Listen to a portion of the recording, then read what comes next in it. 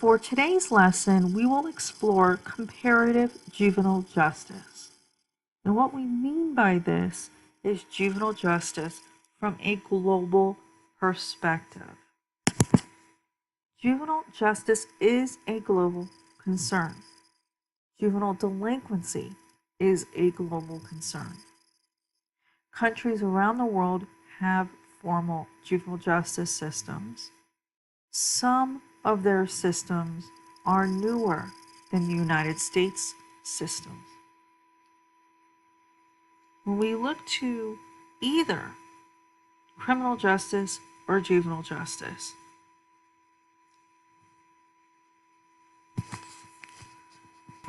good day. Today's lesson, we will explore comparative juvenile justice. This is exploring juvenile justice from a global perspective because juvenile justice and juvenile delinquency are global concerns. What youth are facing around the world is a global concern. Countries around the world do have formal juvenile justice systems. Some are newer than the juvenile justice systems in the United States. When we look to justice around the world, both criminal justice and juvenile justice, these systems are based upon different legal traditions. Civil law traditions, which are based off of ancient Roman law, common law, which is a derivative of England and their law throughout time, and religious law systems. And these systems are important in understanding juvenile justice from a global concern or perspective because each juvenile justice system has specific approaches on how they handle juvenile offenders, but also how they rehabilitate them. And there is no international criminal or juvenile justice system. There is no international criminal or juvenile law. There are standards that are part of our United Nations. Two examples of these include the Convention on the Rights of the Child and the Beijing Rules of 1985. The Convention on the Rights of the Child, which is also known as the CRC, is a legally binding document. It is a treaty. Okay? It is a binding document on the part of the nations that are members of the United Nations.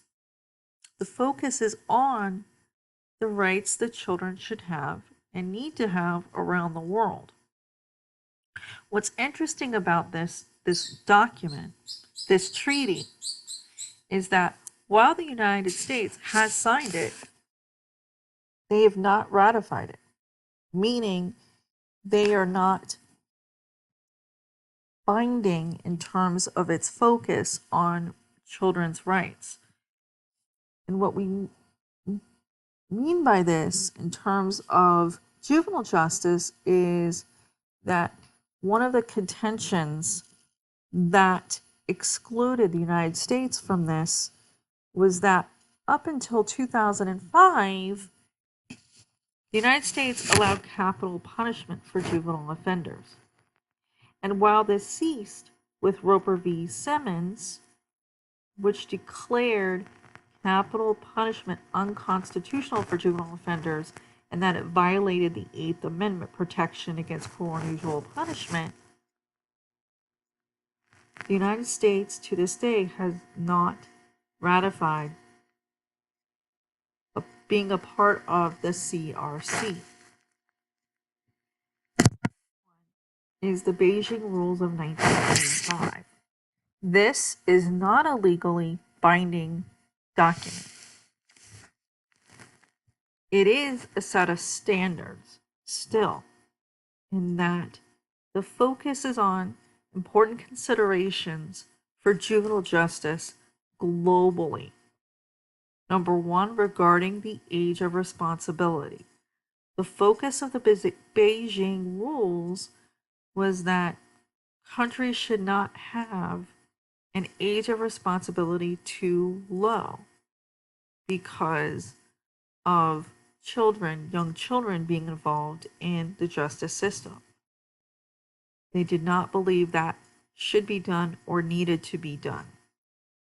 They also focused on the importance of juvenile rehabilitation efforts that focus on the range of explanations for delinquency around the world. The sociological explanations, the psychological explanations, and even the biological explanations. It also focused on the importance of reentry efforts, aftercare for youth who have been within a residential setting. The importance of successfully reintegrating them back into their home, back into school, back into their communities. Another element of the Beijing rules was a focus on gender-specific strategies for female offenders and why they are engaging in delinquency, most certainly, but also on the unique needs that female offenders present with in juvenile justice.